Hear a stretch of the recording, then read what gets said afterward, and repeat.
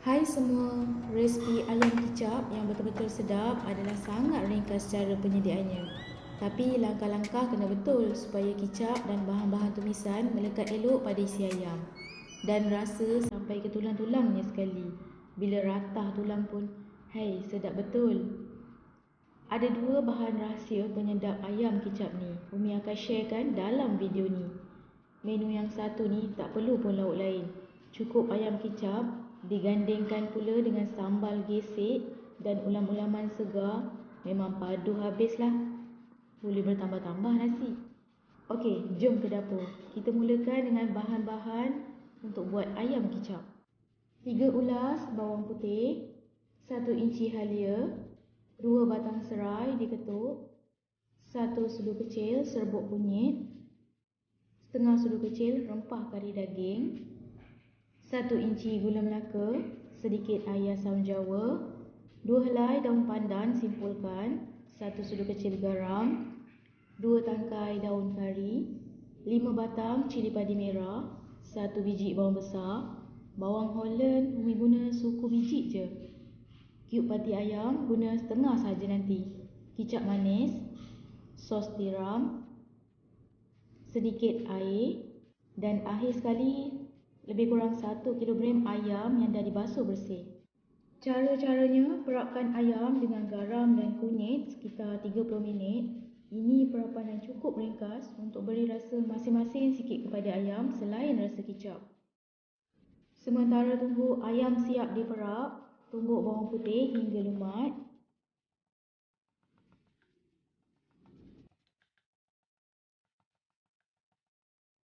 Halia,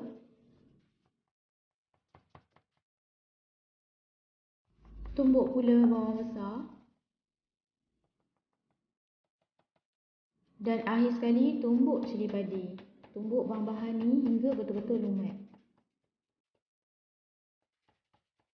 Bila minyak dah betul-betul panas, goreng ayam-ayam tadi. Gunakan api sederhana je ya, jangan guna api besar. Nanti isi dalam tu baru suku masak tapi luar dah garing. Jadi bila dimasak pula dengan kuah kicap, ayam tu jadi keras. Goreng cukup sekadar kekuningan, lebih kurang 3/4 masak je.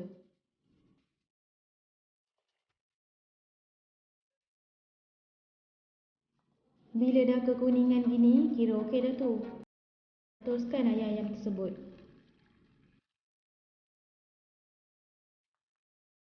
Baki minyak gorengan ayam tu kurangkan dan tinggalkan sikit je, cukup sekadar untuk kita tumis bahan-bahan tumbuk tadi. Masukkan bahan-bahan tumbuk tadi, tumis hingga pecah minyak. Minyak pula jangan terlalu kurang sangat, nanti bahan tumis kering dan susah nak pecah minyak.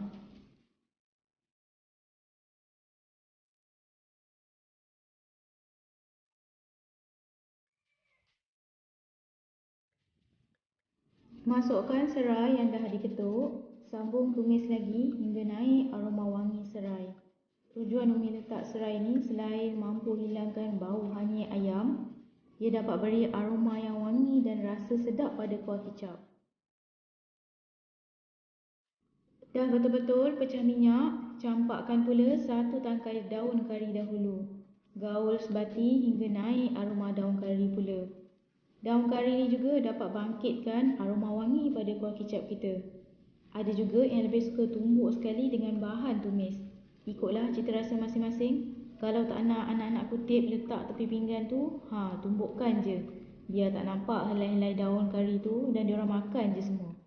Masukkan setengah sudu kecil je rempah kari daging. Yang ini optional, tak nak masukkan pun tak apa. Tapi percayalah, bila add on sedikit je bahan yang satu ni, dah cukup rasa nikmat yang amat pada kuah kicap kita nanti.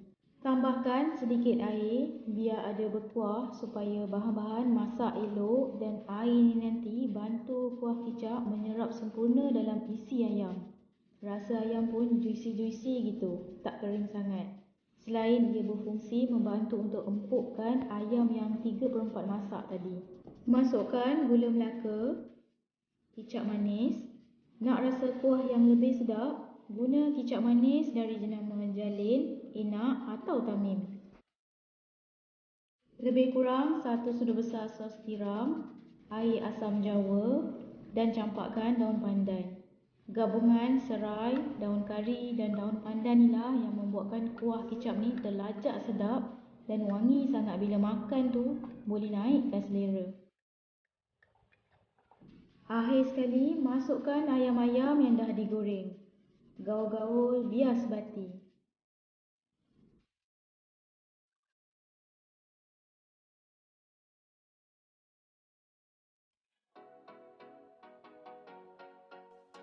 Tutup tudung kuali dan biarkan ayam betul-betul empuk dan serap bersama kicap. Sekali-sekala buka penutup dan gaul-gaul biar kuah kicap tu sebati bersama ayam.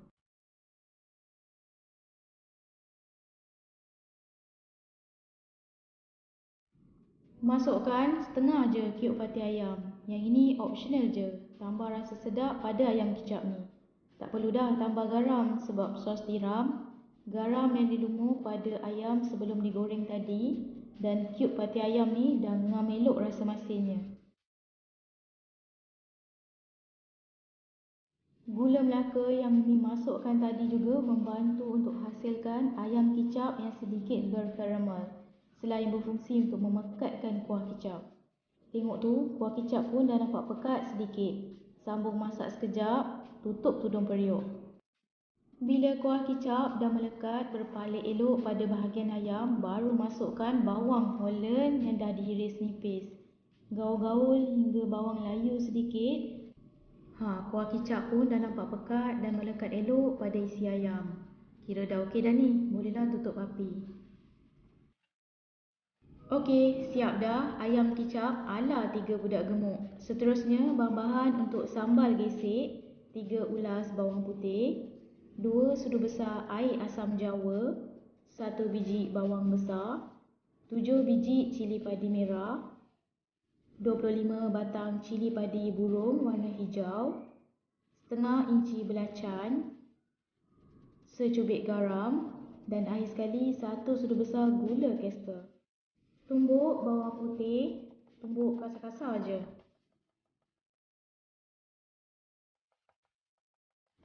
Bawang besar, cili padi merah, cili padi burung dan belacan. Tumbuk lumat bahan-bahan ni. Tips untuk hasilkan sambal gesek yang padu dan menarik, campurkan cili padi merah dan hijau ya. Bagi Umi rasanya lebih sedap berbanding dari guna yang sejenis je.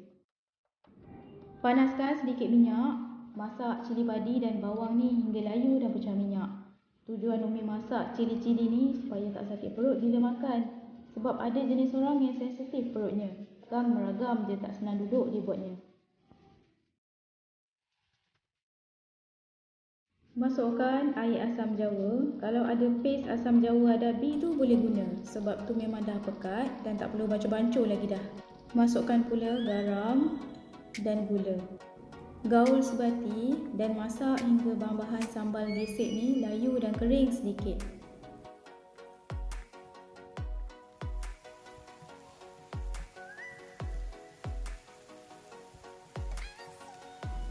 Sambal geseknya pun dah nampak pekat sedikit. Baunya pun sedap je.